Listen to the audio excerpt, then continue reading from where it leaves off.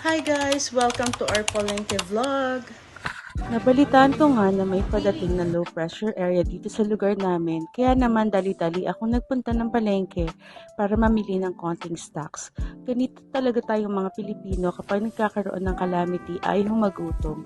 But anyway, ito na nga ang aking mga napamili sa 2,000 kong budget. Pagdating ko nga ay agad-agad kong hinugasan ang aking mga napamili tulad ng mga lettuce, bok choy at mga prutas tulad ng saging, lemon at oranges.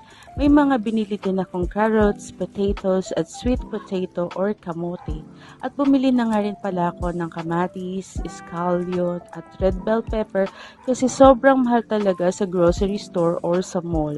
Kapag nahugasan ko ng mga ito ay didrain ko bago ko i-arrange sa ref para malinis talaga.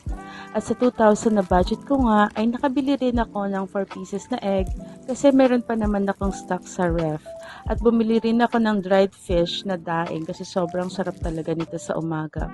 Nakabili din ako ng 2 pirasong malaking tilapia, ground pork, breast part ng chicken at quarter leg para gagawin ko namang barbecue or mang inasal style.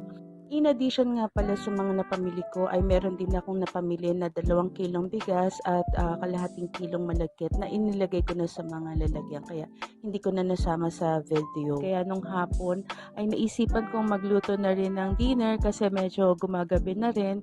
Minarinate ko lang itong chicken sa barbecue sauce, sesame oil, black pepper, oregano at sriracha. Ito guys, yung usually na ginagamit ko pag nagmamarinate. Try nyo din, sobrang sarap niya.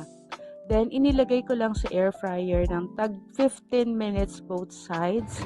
Nagsama na nga rin pala ako ng potato na nilagyan ko naman ng cheese kasi sobrang sarap pang side dish. Aside din doon ay gumawa din ako ng vegetable salad para healthy naman tayo. Nilagyan ko lang din yan ng red bell pepper, lettuce, white onion, cucumber, tomatoes, at yung balsamic vinegar. At i-mix-mix nyo lang guys. Nagmamadali na nga dyan ako kasi napapasin ko nowadays sobrang bilis dumilim ng panahon.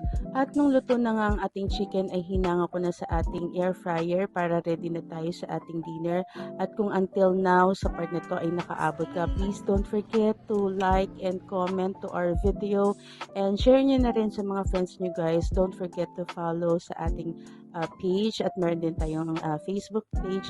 So yun lang guys, sana na-enjoy nyo itong video na to. Thank you for watching. Bye!